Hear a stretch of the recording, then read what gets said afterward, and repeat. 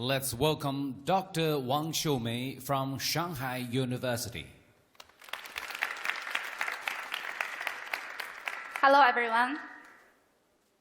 It's my honor to be here to share this report with you. And there are a lot of interesting informations and numbers involved in our report. So please follow me and start this journey. Well, China has 820 million internet users, the most of any country in the world, accounting for 21% of the world's total numbers. A recent Chinese survey says that 99% of Chinese netizens use mobile phones to surf the internet.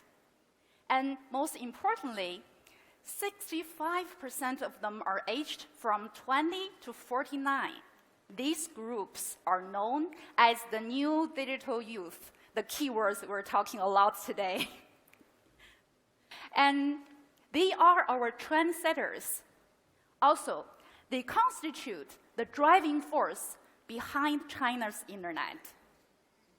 Here's one interesting fact. In China, instead of saying baby boomers or millennials, we call different generations by the decade in which they were born. Actually, Dr. Wang already said post-80s, post-90s, and post-2000s. These people grew up with internet. They have a natural interest in new technology. Also, social media is part of their DNA.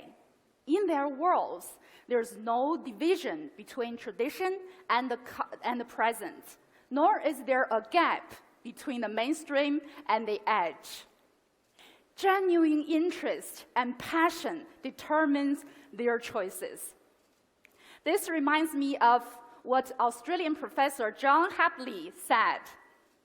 Instead of needing to rely on the expertise of others, young people navigate themselves through this universe of information. Now, let's think about a few questions together. Please follow my mind. First, do you think of yourself as a new digital youth? Do you think? Okay. Okay, so next one is quite important. Do you like traditional Chinese culture? Okay. Where's the answer? Do you like? Oh, very good, very good. Me too. And the last one. Has traditional culture disappeared in the new digital age? No? Oh, very good. Okay, we conducted a survey last month on QQ platform. QQ platform gave us a lot of help to try and answer these questions. Let's see some of the results. First, 88% of the young people said they are interested in traditional Chinese culture, while only 2.3 of them said they are totally uninterested. Second, 80% of the young people said they learned about traditional culture through internet. Yeah, this is unsurprising.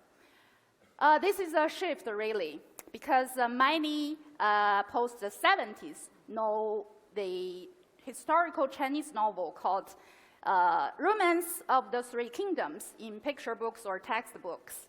And many post-80s know another Chinese classic novel, Dream of the Red Chamber.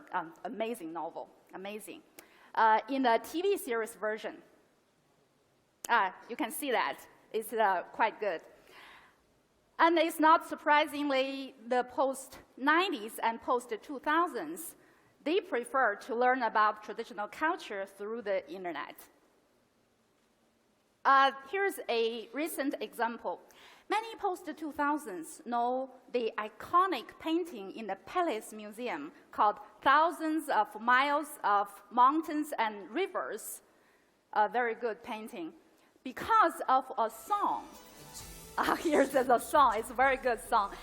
This song called 1,000 Miles of Painting, released last year by the young popular singer Yang Qianxi. Yeah, very famous singer. And after they heard the song, the netizens looked it up and posted their findings on social media. Yeah, and after the song came out, 15 million discussions about the painting popped up, and 350 million searches appeared on Weibo. Okay, third, 67% of the young people said they wanted to learn about the traditional culture through games and anime. Yeah, and while China currently has 640 million online gamers and more than 340 million anime fans. Fourth, 75% of the young people expressed their interest in culture and creative products. This is a very good news, given the annual sales of the Palace Museum's cultural and creative products have reached 1.5 billion yuan in recent years. It's amazing. And fifth, 45% of the young people like and have actually used digital tour guides. They prefer to use the programs such as Play in the Forbidden City than traditional guides. Well, this new link between tradition and the present is not only happening in China. Yeah, this is the fact. Let's see how the young people around the world are learning about the traditional culture. Okay. At the Metropolitan Museum of Art, young people can view and respond to Instagram's hashtag #EmptyMat to soak up the atmosphere after the museum has closed.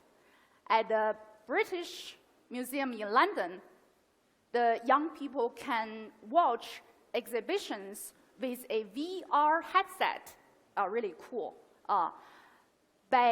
for a new immersive experience. They can also use Google Arts and Culture app to visit more than like 1,000 virtual museums without leaving home, without traffic. And they can also check out valuable cultural relics from European cultural institutions by using Europeana Digital Museum.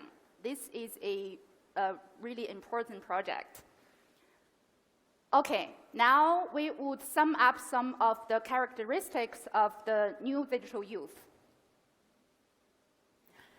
They make decisions mainly based on their interests, not on the sense of responsibility or a pressure to make a living like their previous generation. Yeah, this is mainly, mainly. And the openness of the internet has also opened up the minds of the new digital youth. They rarely set limits for themselves. They are willing to try new technologies and new things. More importantly, they tolerate and respect different opinions. This is valuable. They like to mix and match things from completely different backgrounds and fields. They enjoy new ideas and cross-boundary products. The new digital youth are bringing fresh energy, boundless curiosity, and tremendous creativity to the internet, but also to the way we learn about tradition, culture, and history. So if we understand how to best tap into the way new digital youth think and what drives their passion, many exciting opportunities are just waiting to be harnessed ahead. Thank you. And now, I would love to introduce the supervisor of our project, Professor Zeng Jun from Shanghai University. Let's welcome Professor Zeng Jun.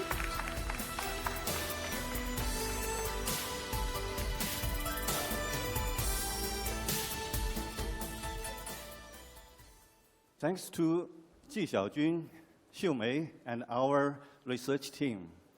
Very exciting and honored to be here and share our report with you. In our report, we found that traditional culture was never away from us. Actually, technology can embrace and even enliven traditional culture, which eventually can nourish digital use. I hope that traditional culture can be passed on and developed by young generation on the wings of digital technology. Thank you.